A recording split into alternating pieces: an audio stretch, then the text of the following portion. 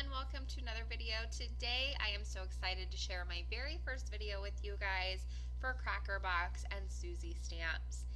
Now today is the new release, so I have a few of the new release stamps here. These are all Harry Potter themed and I love Harry Potter. I mean, I wasn't allowed to read it when I was a little girl because I grew up in such a conservative Christian household, I guess I should say, but I found my way to them when I was a teenager, and I absolutely love these books. I'm trying to get my kids to read them now, so we'll see if that works out. But today I'm going to make a Harry Potter inspired card with some of these new stamps. I'm using the VersaFine Clair Nocturne ink to go ahead and stamp a few of these wands. I'm only going to use one, but I stamped 3 of them just because these stamp beautifully and I had fun stamping them. Now on a 4 3/4 by 3.5 piece of white cardstock, I'm going to start stamping my sentiment.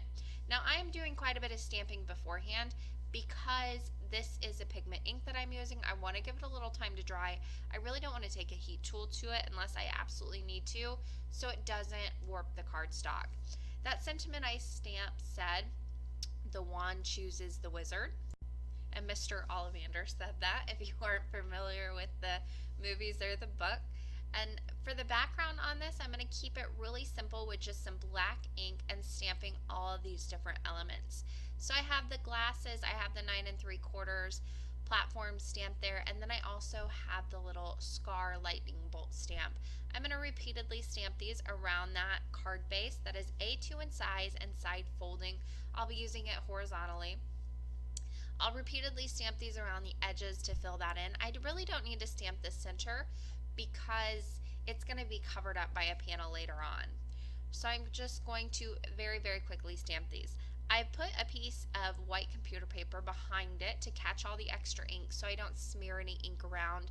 When you're doing black and white, you want to be as careful as possible because any of your smudges are really going to stand out with this limited color palette. On the top, I also have a little bit of masking paper, basically to hold my paper down and also to keep the top clean from any stamps and ink. That way I can continue with stamping these kind of off the cardstock to give it that real pattern paper look. I have a few more stamps to go here. I'm twisting these every which way, but I am keeping them kind of upright so you can read them and see what they are. I just like the look of that better with these stamps. Sometimes I turn them around and do them upside down, but for this one I kept them all pretty up and down straight as they were. I just shifted them to the left and the right a little bit, angled them. Alright, one last little stamp here, and then that finishes off the background. To remove that masking tape on top, I just very easily pull it straight back on itself, and that will tear it away from the paper without tearing the paper.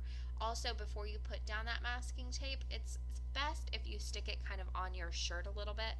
That way it takes away a little bit of the stickiness and you don't have as much trouble pulling it away. That wand, I'm going to go ahead and fussy cut with my scissors. Very quick and easy to do with this one. I just make sure that I turn the paper and not my scissors, and that way I get a nice even white border around the entire stamped image. I'm also going to color this in very quickly. The VersaFine Clair ink plays really well with alcohol markers with pretty much all the coloring mediums, which is why it's my go-to ink now. But for this wand, I'm using just a few different browns and my alcohol markers. If you don't have alcohol markers or you don't want to use them, you could get a really pretty texture from colored pencils as well coloring this in. You could even do distress inking on these and then fussy cut right up to the lines with this, and that would be gorgeous as well.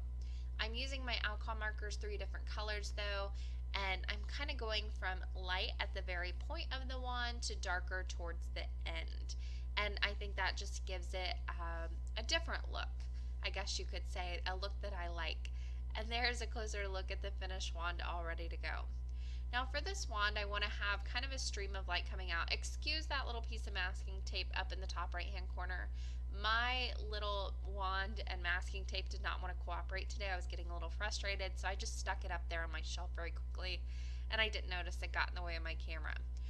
But what I'm doing with that masking tape is kind of putting it down to where it's going to create a little V that starts at the point of the wand once I have it put down on the piece of cardstock. So I masked off a V very quickly with masking tape, and I'll be using some yellow distress ink. So I'm starting off with some squeezed lemonade. If you don't have distress inks or you don't want to use these, you could always use the distress oxides. You could use any dye ink that blends really well, or if you wanted to, you could even use different colors. So if you don't like the yellow, you could do some blues, you could do some purples. It really is up to you, whatever color you want to do here. This is going to be a birthday card. I like the yellow in this, but if you wanted to, and it's for a boy, you could always do some blues, some greens. You could do a rainbow color coming out of it. It really is up to you how far you want to take this. I started off with that squeezed lemonade. I put a layer of it down, keeping it more light towards the very top right hand corner, and then I'll come in with some mustard seed and darken up that V quite a bit towards the very point of it, and then again back with that squeezed lemonade and blend that out. Very, very simple, quick and easy to do. That's why I waited for my ink to dry a little bit and I stamped it first though.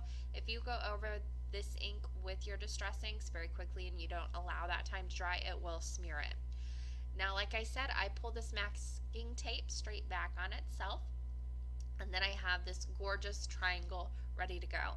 Now it's time to put the card together. You can see I tried this once before. It didn't work out so well, so I peeled off that panel from my backing paper. I'm putting it on a new black mat that I cut very quickly, and then I have that placed down with some just plain adhesive. On that black mat, I'm going to put a little bit of dimensional adhesive. I'm using Fun Foam and double-sided adhesive. And then I'll peel off that backing paper and place that panel right down onto my card base that has all those stamped little Harry Potter elements on it that I love so much. I do kind of unfold my card to put down my mats. That seems to help with the placement, and it doesn't bounce around on me so much. The final piece to go on is that little wand right in the bottom left hand corner, and there it looks like you've got some light shooting out of the wand. I love it so much. It's so simple but so cute. Alright, on the inside of the card, I'm going to go ahead and stamp a few final little stamps here. I have a stamp here from the new release that says, "Happy birthday to my favorite muggle." So I'm going to go ahead and stamp that right in the center on the inside of the card. And then around that, I'm going to stamp a few more of those elements that I stamped on the outside. So I have the glasses here. I'll stamp those in the bottom left-hand corner right next to the sentiment. And then in the top right, I've got that lightning bolt scar. And I'll stamp it down very, very quickly too, and that finishes off the inside of the card. This card only took about 20 minutes from start to finish, and it was so simple and easy to do. You can make a set of these very quickly for like a teacher or anybody that really loves Harry Potter, maybe a librarian even. That would be fun. And they won't take that long to do, and it's basically all stamping, which are my favorite cards to do. But that does it for me today. One final look at the card itself, and I want to thank you guys for watching this very first video of mine for Crackerbox and Suzy Stamps. There are going to be a few links on the left side of your screen you can click on. If you aren't subscribed, you can do that over there as well. And if you like this video, you can give it a thumbs up down below. Thanks for watching and happy crafting.